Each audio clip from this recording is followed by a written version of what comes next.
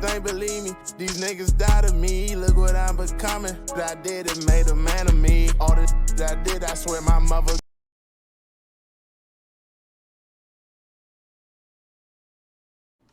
What it do, YouTube? It's Top Fetty with the Fetty. Back at y'all with another video, man. Y'all know why we're here. To handle business, man. Before the video start, man, make sure you like, comment, and subscribe. I'm going to say it again, bro. Make sure you like, comment, and subscribe. I'm going to say it one more. Matter of fact, like, comment, subscribe. Before I gotta beat you up, y'all know what's going on, man. Look, I know I need a haircut, bro. It's coming this week, bro. I've been in the lab grinding, producing these banger videos for y'all. So leave me alone, bro. I'm talking to you, fool, for real. We got KTS Dre versus G Herbo, the war in Chicago. I did KTS Vaughn a couple days ago. Y'all said, man, you gotta do a video on KTS Dre. Before the last video I did on KTS Vaughn, which would be right here.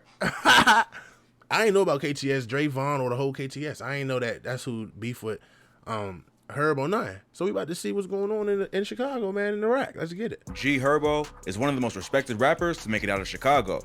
But before rap, Herb was also active in the streets and had beef with another Chirac savage, KTS Dre, who was shot 64 times outside of Cook County Jail. Did he survive? Bruh, well, that's kind of... Bruh, nobody's getting hit with 64 shots and surviving, bro. They flushed him 64... They got some aim. They got an aim, period. He got hit 64 times. Either they got aim or it was 10 shooters with 50s on their... You hear me? He got hit 64. Let's take a look at this crazy story. Herb was born in the South Shore neighborhood of Chicago. He grew up on 79th Street, an area that was full of crime and violence. Isn't Herb from the east side, right? Herb is from the east side of Chicago, correct? Let me know in the comments. Or am I wrong? I think he's from the east, though. Correct me in the comments if I'm wrong, though. To keep him from getting into trouble, his mom made him go down to the local youth center after school, which is where he first linked up with Lil Bibby. They both had an interest in basketball and rap, so they formed a close relationship that still continues to this day. But growing up in a wild city like Chicago, it would take more than an after-school program to keep Herb out of trouble. Of course. In high school, he started skipping class to play basketball, and when he did show up, he was getting into constant fights. He eventually dropped out at just 16 and started getting deeper into the streets. Herb and Bibby were part of a local gang called No Limit, which is a renegade set of the Black Peace Stones. No Limit will form an alliance with the renegade set of the GDs called the Muskegon Boys and form a larger group called NLMB, which stood for No Limit, Muskegon Boys, or Never Leave My Brothers Alone. Both of these groups were renegades, which meant that they didn't follow the rules and share the same beefs as the other gangs they broke off from. Plus, they had beef with almost every other gang in the city. One of their main ops is a GD set called KTS, or Kill to Survive. KTS Dre was a rapper affiliated with the gang who was from the Lakeside neighborhood. His whole family was affiliated with the GDs, including his father Vinny and his brother Lil Vinny. KTS would not only beef with NLMB, they would also beef with several BD sets as well, including O Block and 600. So wait. All right, let me ask y'all this, because I strongly believe that Herb is from the east side. Is KTS and them, is Lakes, like the Lakes, where they from, Lakeside neighborhood? Is that the east too? And let me know this also in the comments, bro. In Chicago, this is like for Chicago people that watch my video, because I know y'all watching. I appreciate y'all support. Do people in the south side beef with people in the north? Like, could somebody from the south side ever like really beef with, like, say Polo G neighborhood, because he from the north side, right? Or could ain't Love Foe from the west? So could somebody from the south side really beef with Love Foe and them? Like, would it really be beef? Like how FBG Duck and O Block had beef. Would it ever be like that in Chicago, or it don't work like that? Let me know in the comments. Beef between KTS and NLMB all started after the death of an affiliate named Paris Bassett, aka Lil Pez. Pez was killed back in March 2008 in the Grand Crossing neighborhood. He was found on the sidewalk with a bullet in his head on the 1300 block of East 72nd Street around 11 p.m. Pez was killed just 2 days before his mother's birthday when he was only 16 years old.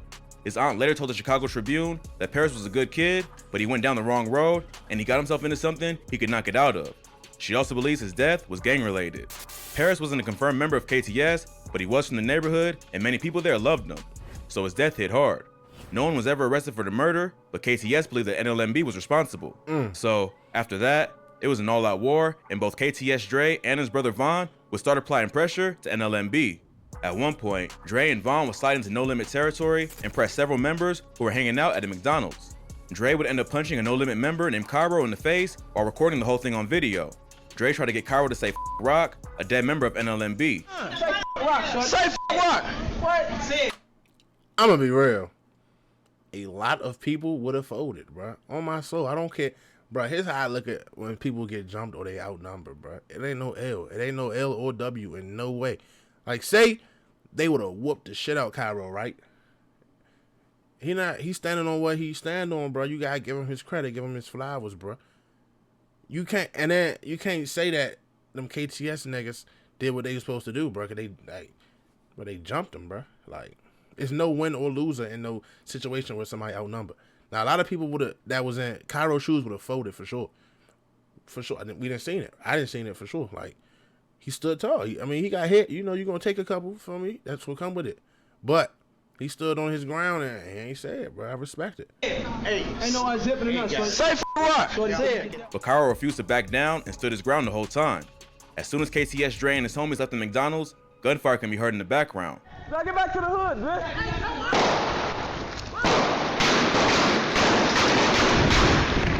Cairo also later confronted Dre on Instagram Live, proving that he wasn't scared.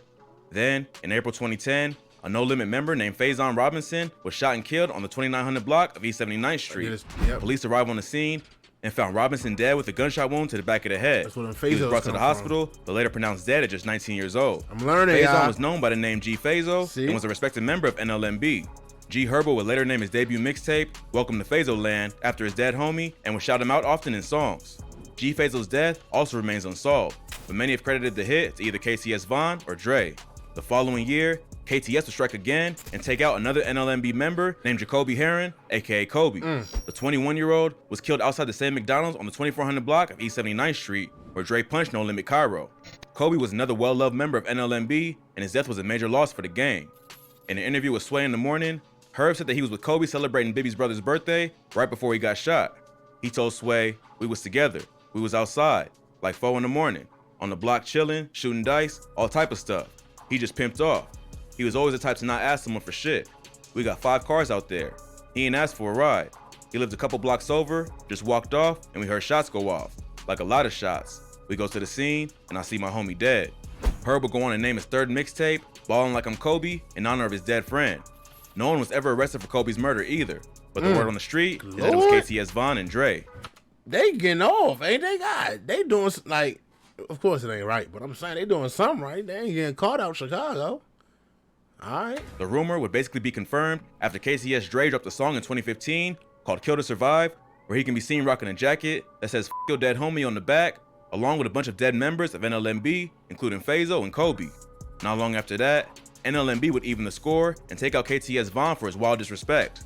On June 23rd, 2015, Von was standing with a group of people outside a house on Ellis Avenue, just south of 75th Street, when 2 men jumped out of an SUV and started shooting into the crowd.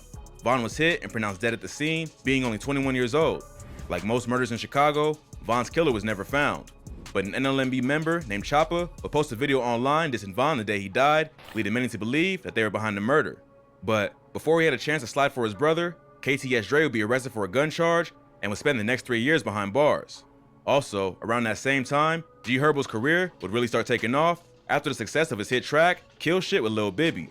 Hey. Herb and Bibby would ride the wave of Chicago drill while establishing their own sound. One of them So ones. even though the beef between KTS and NLMB still continued in the streets, the beef between Herb and Dre would be put on hold while Dre was locked up and Herb was working on his music. Even after being released for the gun charge, KTS Dre would continue to get sent back to jail over the next few years for charges that included child endangerment, domestic battery, and drug possession. In April 2020, he was caught with the gun again and sent right back to Cook County Jail. Dre was at a gas station when 2 cops saw him and started grilling him. When they looked in his car, they saw a pistol by the driver's seat. Dre tried to get away by jumping in the car and speeding off, but the officers were eventually able to stop him, and he was arrested for possession of a firearm as a convicted felon and resisting arrest. He was able to post bond, but was put on house arrest to await trial. Then, in January 2021, another NLMB member named Lil Greg would be killed in a broad daylight hit while getting his haircut at a local barbershop. Greg was inside the Studio 19 barbershop on State Street when a gunman walked in and shot him in the face, then escaped in a Volvo SUV. Greg was brought to the hospital, but later pronounced dead at just 24 years old. All of his homies' deaths hit hard for G Herbo, but Greg's was possibly the worst. The two had known each other since they were just kids, and Herb said that Greg was like a brother to him.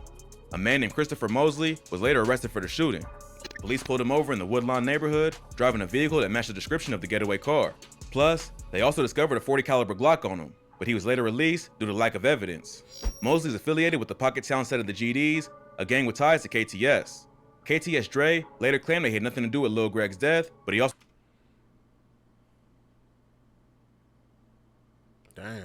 didn't care because he was still a knot.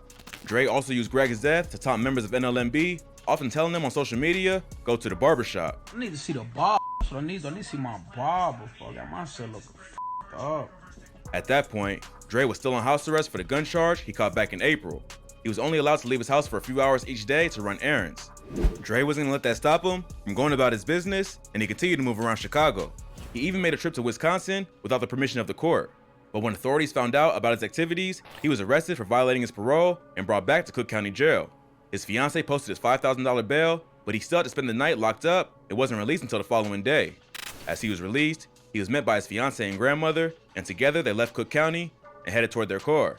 As they exited the jail, 2 cars pulled up and several shooters hopped out.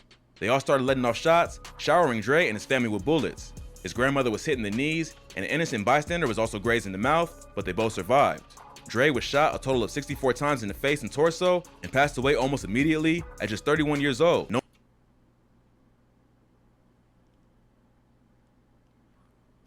For one, okay, boom. I know a lot of stuff out here. It's a lot of stuff I don't know out here.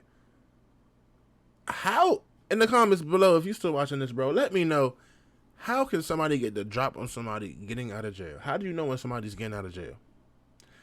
Well, I guess, I mean, could somebody in the jail call somebody on the street and be like, yeah, KTS Dre getting out today, sit on this jail, or that's a possibility, right? But for somebody to spend the jail food, drop 64 buckets, where I'm from, we call them buckets, and we're going to call them buckets for monetization reasons. Somebody spend and drop 64 buckets, right, at a jail and don't get caught, not on camera? Yeah, all right. No one has been arrested for his murder, but many have claimed it was the work of NLMB getting revenge for the disrespect of Lil Greg. Their hood was allegedly shot up the same night, and it makes sense given their history. Damn. KTS Dre's death closed a chapter on one of the craziest beefs in the history of Chicago. At this point, Herb has too much to lose, and KTS just lost one of their most respected members. Herb got the upper hand with his main op gone. It's hard to tell if he'll leave the streets alone for good or get sucked back into the beef. Hopefully, he can now put the past behind him and focus on his music, Herb good, so he doesn't end up dead as well. Dang, he good. He got that. Herb got that right head on his shoulders, bro. Herb know the importance of this stuff, man. Even though that's where he come from, even though that's where he put his tears, his blood, his sweat. You feel me? Like, he know for a fact that ain't it, man. That's what I know. Like, I don't really listen to Herb music, but I respect what he do, how he move, and how he think. You feel me? I respect it, bro, because he really a grown man, bro. He really about what he's supposed to be about, bro. He ain't falling into all the online, social media, goofy games, bro. He be with his son, take care of his son, be goofy with his son, you know, doing what he's supposed to be doing as a father, bro. So respect to Herb. But now that's crazy, though, bro. Like, so both of the KTS brothers passed away. A couple of the main NLE members still alive. Successful, rich. We say NLMB won. Y'all let me know in the comments, man. With that being said, it's Ty Fetty with the Fetty, man. Make sure y'all like, comment, and subscribe. Make sure y'all stay smart and stay dangerous for me, man. We'll catch y'all next time. I'm gone.